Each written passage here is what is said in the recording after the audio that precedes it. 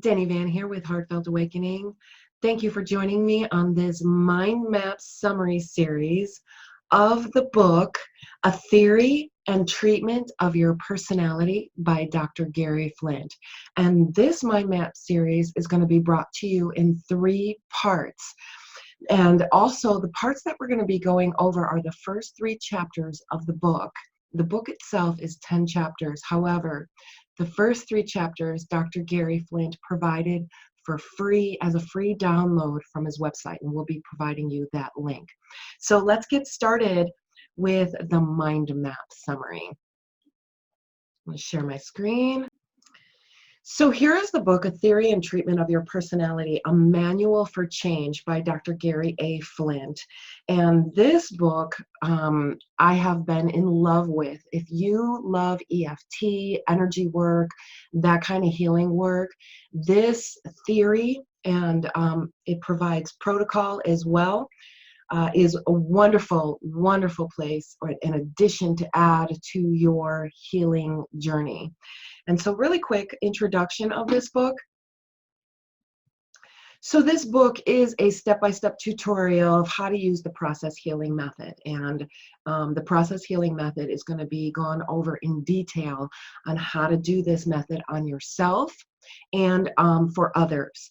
And the first 3 chapters have been available on the internet since 1998. And it's been free for people and been downloaded thousands of times. And so this information has been very important for many people in healing the personality, because this is a theory and treatment of your personality. And the theory is that there's one personality, and we'll get into the process of how these other parts are uncovered. And it's an effort to make the book as easy to use as possible, not only for the non-professional, but for the professional, for the mental health expert who is willing to explore a new treatment approach. This is key. This is key. The mental health professional, there's a lot of mental health professionals that are kind of stuck in a certain way and certain thought of doing things, but this is for the mental health professional who is willing to explore a new treatment approach. And then he goes into detail on the constructs of the theory. And by communicating with the subconscious, you work with it. So you're working with your subconscious, or the subconscious, because we're all connected. So you're working with the subconscious, and you work with it to identify the next appropriate intervention and the solution to barriers. So it goes, as I was reading the book, I got the feeling that there's nothing here to fix. There's nothing within you that needs to be fixed. However, you can identify what the next intervention is, or the next thing to do, or the next solution to a barrier that comes up. And he gets into the constructs. Number 1, the subconscious is a language process. This one here is really important. I had to read this over several times to really get it. The subconscious is a language process independent of conscious and unconscious activity and of all memories. So the subconscious is a language process independent of conscious and unconscious activity and all memories. So let that sink in a little bit. This is profound. That statement right there is profound. Number 2, the conscious and unconscious constructs represent active memories and related neural activities. So conscious and unconscious constructs represent what's active memories and related neural activities. So what you're feeling, what you're seeing, what you're smelling, what you're tasting, what you're hearing, all of your sensories are included in this neural activity that creates this active memory. And number 3, internal and external stimulation triggers, so whatever's happening outside, whatever's happening inside, this will trigger relevant dormant memories into the active experience, while other no longer relevant active memories become and remain dormant. So something comes into the active experience, and that was in the active experience is pushed out and it remains dormant. Number 4, this one here is really important because I've been told throughout my mental health experience, I've been told by doctors and therapists that dissociation is bad, that, you know, you need to stop dissociating. And, you know, the word dissociation in my memory banks comes up as something that's bad. However, Dr. Flint, first sentence in number 4 is dissociation is a natural process. First of all, dissociation is natural. It's natural. So there is dissociation that happens. It's also a process that's used during times of trauma. So it's a natural process that is going to be utilized during times of trauma. So this is the body's way of protecting itself. So we disassociate the information that would be too uncomfortable to bear. Too uncomfortable to bear. So an individual may have both amnesic, in other words, you don't remember it, and dissociative parts. And these are two different processes that cause them. There are two different processes that will cause both amnesic and dissociative parts. So we have amnesic parts and we have dissociative parts. So there are two different processes that cause them. And number 5, there are two kinds of memories. There's internal and external stimulation, and active memories determine behavior. So whatever's in the active memory, this is what's going to determine your behavior. And so these two kinds of memories are content memories, and these involve sensory experiences. I've worked with people, and some of the first things that they might remember about a trauma or a past experience might involve smelling something or hearing a sound. So this involves our sensory experiences. And then we have our emotional memories.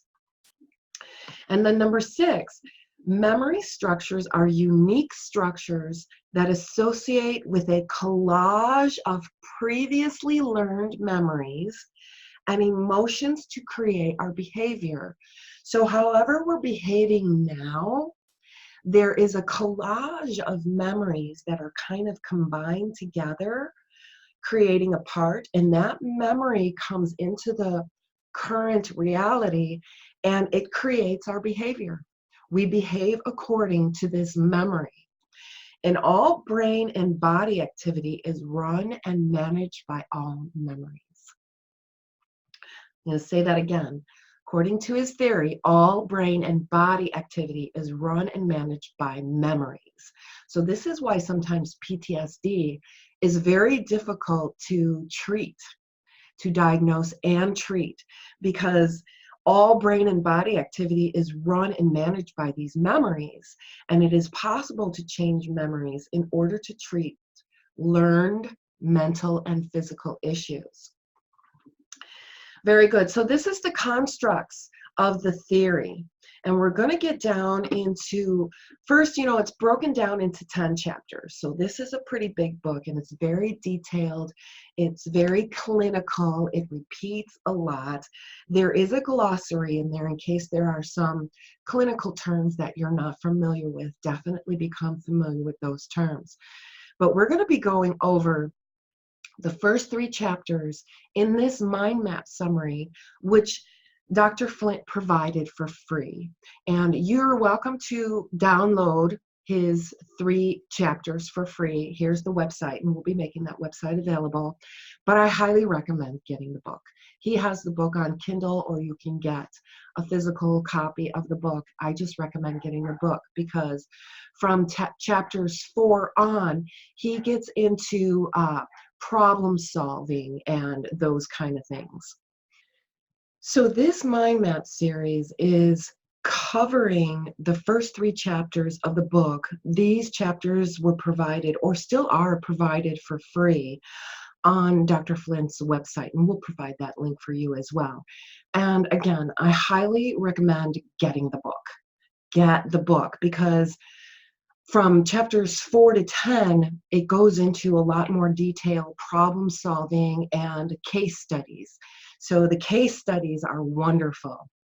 So let's get right into it. In part 1 for the self-help reader, a major part of this shift in thinking is that this method uses the subconscious in all stages of therapy.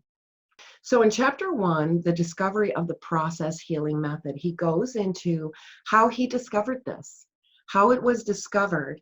And it was, being an experimental psychologist, the method came to him as a surprise.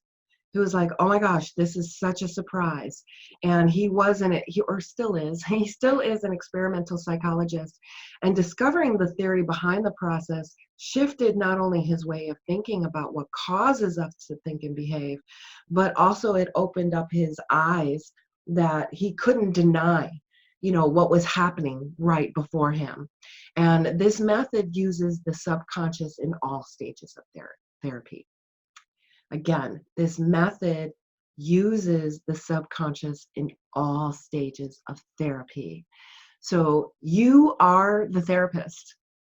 Your subconscious does the work, and he creates a process where we go through the mind, we go through the unconscious, and we create a space for the subconscious to come in and do the work. And treatment routinely achieved in 60% positive outcomes with 29,000 participants. So this is huge. Treatment routinely achieved, routinely successful, routinely achieved in 60 to 70% positive outcomes in 29,000 participants. So these are numbers that are showing us the power of this healing method. This is what's really, really cool, is the subconscious learned the tapping treatment method and could do the treatment inside the patient. So I'm a big proponent of EFT. I've been studying and using EFT, and the power of it, that this, tapping on certain points and knowing what those points are, and knowing how to do that. However, he discovered that the subconscious learned the tapping treatment and can do the treatment on the inside. This is huge. We can teach the subconscious how to do the tapping from the inside out. And this discovery process was studied and researched for over 12 years. So the subconscious is an excellent ally in the treatment setting. And today, and to this point, all of mental health treatments do not include the subconscious. It's this mysterious, untouched thing, right? So Dr. Garry Flint is going right to the subconscious, training it, letting it teach him. If you read the book, there's all kinds of examples where the subconscious taught him some things to do within the treatment of one of his patients. And so the subconscious becomes an ally in the treatment process. And so when we look at this about, the strategy of having the subconscious direct treatment has moved from doing therapy directed by the therapist to doing therapy directed by the patient. And so when the patient is directing therapy, it's shifting the energy and integrating past experiences, past traumas, whereas some treatments come from the perspective of having to fix the patient. There's something wrong with the patient needs to be fixed.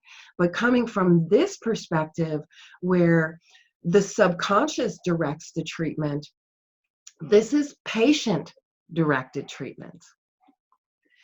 So coming from the subconscious to direct the treatment, this is patient or yourself-directed treatment. You need nothing outside of you. You don't need a therapist outside of you to do this treatment for yourself. So treatment is patient-oriented. Trauma memories from the past distorts our behavior. And if you've ever experienced triggers or PTSD, you know that this trigger comes into your current behavior and distorts your behavior. You do things you don't want to do. It does things that you have no control over. So if you've experienced that, you know that sometimes these trauma memories from the past do distort our behavior. And so many of us have experienced this. And the memories are treated with this process healing method. The key to our personality dynamics are amnesic and dissociated parts. These parts act like mini personalities that serve some function in our behavior. So these little mini personalities that are hidden, something happens in our internal or external experience, boom, here comes out these little mini personality. Our main personality is put to the side, and this mini personality takes over. So the key to our personality dynamics are amnesic and dissociated parts. These parts are completely ignored by traditional therapy. And these parts act like mini personalities that serve some function in our behavior. And so if you experienced any kind of a trigger or something like that where you're triggered and PTSD symptoms come forward, these parts hidden in the background serve as some kind of function, but they come into the main personality, push out the main personality, and function in our behavior. It's like these parts take over your personality. So if you've experienced some kind of PTSD memory or you're triggered in some way, this is what happened. This part comes up into the main personality. The main personality is pushed aside, and this part takes over the behavior. And so many of us who have been diagnosed with PTSD may experience something like this. Definitely. The treatment method is taught to the subconscious. So right away, when he does a treatment method, he starts talking and giving instructions to the subconscious. And it's taught to the subconscious before learning the treatment. All of the barriers or fields, he calls them fields, and he gets into more detail, these parts that kind of come up and take over the personality are barriers or fields to the treatment. They must be resolved. And so this is the work that the subconscious does.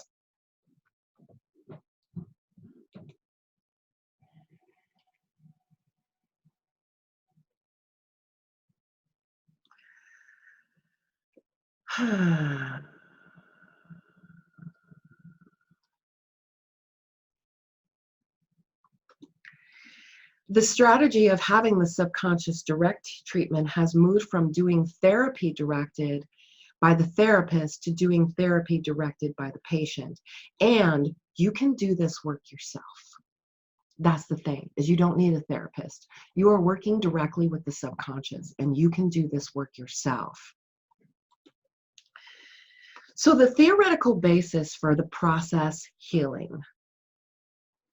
The theory is that the subconscious is functional language. The memory of words associated with objects and actions become a functional language. So the subconscious is this functional language, and it learns this functional language separate from the language that we learn to speak with to each other, the language that we have within our own thought patterns. And the subconscious, the language is learned without sensory experience. The subconscious has no sensory experience, but is able to see learned history and internal dynamics of active memories. So it sees the movement and the dynamics of these memories, but it's not bought into them. It's not connected to them. It's not dependent on them, but it sees the movement of them.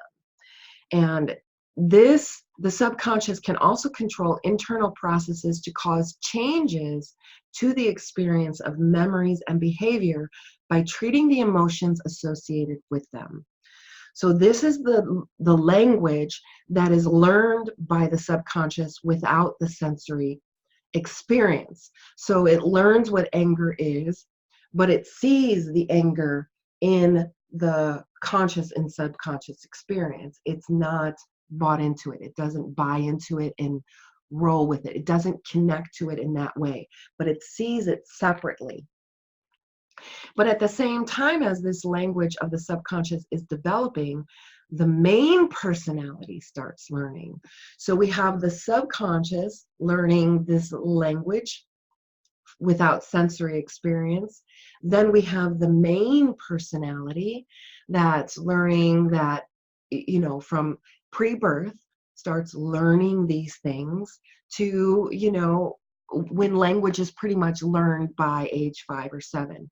So it's a separate language that is learned, which is very fascinating.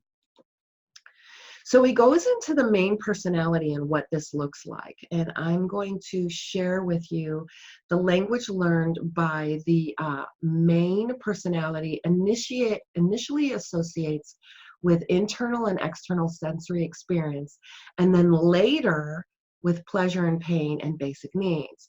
So pleasure and pain and basic needs are learned later. But the personality, the language learned by the main personality initially associates with internal and external sensory experience, and then later with pain and pleasure. So here we have an image that he uses to show how we have these unconscious memories and conscious memories. So we have the active experience of our wholeness. Within the active experience, we have active memories, and then we have our conscious awareness and our unconscious awareness. So within that, in that wholeness of conscious awareness and unconscious awareness, there's that wall called the dissociation process, and it's natural. So, for example, in my conscious awareness, I'm aware of the room I'm in, I'm aware of the temperature, I'm aware of the noises outside of the room, I'm aware of all of these things. But beyond the dissociative process, that wall, and unconsciously, I'm unconsciously aware of my heartbeat, I'm unconsciously aware of blood flowing, the chemical reactions in my body, the twitches that my muscles are making. So these are unconscious processes that are going, and yet there's a wall there where I'm unconscious of them. They're running in the background, they're doing their thing. I don't have to be consciously aware of. So this is the natural dissociation process. It's naturally within us. But this dissociation process is also used as a protection tool to dissociate from trauma coming into the active experience. So if you look and see where the subconscious is, it's completely separate. It's not with the active experience. It's not within the main personality. And if you notice the main personality and it's bleeding over the dissociative process, that wall, the main personality has some unconscious part of it that the personality runs in the background. What happens is dormant memories waiting to be triggered to the left of the dissociative process wall, those dormant memories waiting to be triggered will begin to bleed into the main personality and may even push out the main personality. And these dormant memories can take over the main personality. This is profound. If you can kind of let the subconscious look at this, because in the book, he says, if you read this book, but just by reading the book, you're training the subconscious to do this work. This is the power of this. This is the power of this. And this is the theory of his behavior system. And traditional therapy doesn't touch this. Doesn't touch this at all. And yet this is our behavior system. This is how we move with our behavior. We make decisions based on our behavior. And so the double lines going up and down, going vertical, the double lines shown crossing the active experience represent the dissociation process. So that is the dissociation process. This is a normal thing. It's normal. It's a system within our behavior system that is normal, and it's used by our behavior. It's not something that's bad. It's not something that you have to take medicine for because it's been activated. It's something that is normal to our personality. So the dissociative process causes all or part of a memory or sensory experience not to be experienced in our conscious experience and creates the unconscious active experience. Parts of a memory can be flagged, quote unquote, by the dissociative process in order to move the unwanted parts of the memory into the unconscious. So we dissociate, we move it into the unconscious. The activity of dissociated memories is in the unconscious experience and not the conscious experience. So there are some things that are pushed into the dark within our behavior system. And this is a way to protect itself. This is how the body protects itself. The subconscious and the main personality learn two different neural representations related to the same experience. So the subconscious learns without sensory experience, and the personality learns with sensory experience, and then later with other properties. So we include things that we learn within the personality. So if you notice in this diagram, active memories on the left side of the associated process, these dormant memories waiting to be triggered become active, and they're on the unconscious side. Then it starts to bleed into the association process, the main personality. And active memories are in the active experience, which is part of our behavior system. And the subconscious can treat these barriers to enable it to treat issues automatically and to perform independent of the active personality. So it's completely independent of the active personality. And this is why it's so fascinating, because the subconscious is completely independent. So it sees everything. It sees all of the experiences. It sees the trauma. It sees the good times. It sees the bad times, but it's independent. It isn't affected by these things at all. And it sees all of it. Moving on now, the subconscious can treat the therapist. And here's the most fascinating part. This is the part I really, really enjoy. Subconscious directed treatment. So you're teaching the subconscious what to do. And even as you read the book, he says, just reading the book is teaching the subconscious what to do. It's treating trauma parts that could run the body. It's treating emotional flooding. So when we start to bring up stuff from the past, all of the emotions will flood into our current experience, right? And then the dissociative wall comes up and then dissociates from it because it wants to protect the body from the trauma. And so what the subconscious, what he's directing the subconscious to do is to treat the emotional flooding, only treat little bit at a time. Instead of dumping a whole big giant tub full of chemicals in a tiny little pond, it's dropping drops at a time in the ocean. So that's this emotional flooding. All of this toxic dump is being dumped into our current experience. The body, the dissociative wall is going to come up. It's going to stop treatment. It may even put even a thicker protective wall up, right?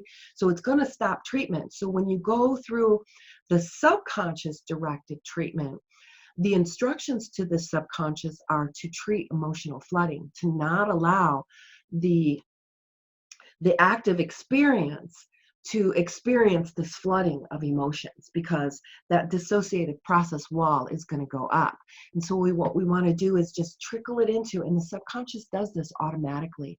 The process is going in the background that you're completely unconscious of. And then muscle testing is used. There's different techniques that he uses for muscle testing. I've been studying muscle testing for many, many years. I use pendulums, muscle testing, using the arms straight up and down. So there's various ways to do muscle testing. So he uses muscle testing and he asks leading questions to have the subconscious respond through yes or no responses. And you can test this on yourself. You can do muscle testing and test yes or no responses by making statements, not questions, but statements as their yes or no. For example, I can do muscle testing. I make an O and I use these as opening pinchers. And I go in there. My name is George and it's tight closed. My name is Denny and it opens right up. So these are ways that you can do muscle testing and test on yourself. And the treatment has become respectful to all parts of the patient while addressing treatment goals that were relevant to the patient. So the patient is involved 100%. Nobody is doing anything for you. You and your subconscious are working together to do the work. So treating emotional pain in the unconscious. And so many of us are walking around with emotional pain that is buried in the unconscious and then gets triggered into our current experience. And this emotional pain will begin to take over our personality. So again, this is subconscious directed treatment. Sometimes there are barriers to hypnosis. How many of us cannot go under in hypnosis? So that means that the dissociative wall, the dissociative process creates a barrier to hypnosis, and it's a way of the subconscious to protect itself. And sometimes these are pre-birth parts and behavior. These are parts that are running in the background from before we were born, and we don't have any conscious memory of them. And pre-verbal trauma, this is before we were able to speak for ourselves, before age 2 or 3, to say, hey, I don't like this, or say something about it. So this is trauma that happened and you can't put words to it, that are buried in the unconscious. And this is lingering early trauma from pre-birth. And I even like to say maybe even trauma that has been carried over from past lives. Scientists are now starting to look at the DNA and they're seeing this dark matter around DNA, and they're talking about it being passed down trauma from hereditary passed down unresolved trauma. And the subconscious, discovering that the subconscious is the treatment agent, using the subconscious to do the work, that nobody outside of you is needed. Nothing outside of you is needed.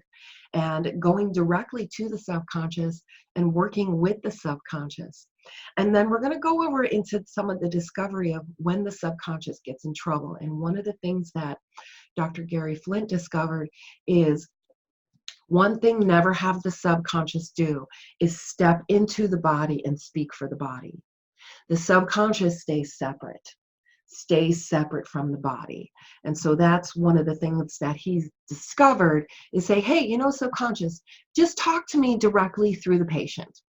This is one thing that we don't want to do because we want to keep it separate. Once the subconscious steps into the patient, it's no longer seeing all of the emotions and all of the movement. Now it's in it. And so it can't see it and it can't really do the work as if it's looking at it and seeing all the parts moving. Instead, all of the parts are in it and you can't see it. So that is one of the things that he discovered. And the subconscious can learn barriers. And also he learned that parts that can fool the therapist. So parts, an unhealed, unresolved part that is, I'll go back to this, that is in dormant memories waiting to be triggered. Sometimes those parts can come in and act like the subconscious. And so he gets into some of the discoveries on how you know when it's not really the subconscious, but a part that is acting and fooling the therapist in order for the work not to be done. The subconscious is going to protect itself, even though it doesn't understand that we're doing this work to free it, to integrate it, and to integrate all of its knowledge and wisdom while releasing the negative programming, automatic responses that are attached to it. And also some of the discoveries he's learned is flexibility when treating the subconscious, because we might have an agenda. All right, subconscious, I want you to do this, this, and this, but you keep running into barriers. This is when your problem-solving skills are developed, and this is problem-solving skills go into much more detail in chapters 4 through 10. That's why I highly recommend getting the entire book. But this is when you want to become flexible. It's like, okay, barrier, I'm not moving further, barrier, barrier. So subconscious is there, talk directly to the subconscious, and what can we do? Do some problem solving skills. And these are tools that you can learn within the entire book. So Dr. Garry Flint, with these discoveries, he learned to trust the use of the subconscious to direct treatment, to do treatment interventions, and to certify the adequacy of the metaphors designed to model our mental processes and behavior. And so the next part that we're going to go over is chapter 2, an introduction to the process healing method. So I want to thank you for being on this journey with me. I'm so excited to be bringing these first 3 chapters to you and learning how to team with and do the work within. And this is powerful stuff. This is stuff that I have been working with my clients with, along with reality transurfing, EFT, metaphysics, physics, and creating a model so that we can apply it to ourselves and do the work within ourselves and the power of this. So thank you for being with me on this journey, and I look forward to being with you in part 2 of this series. Blessings.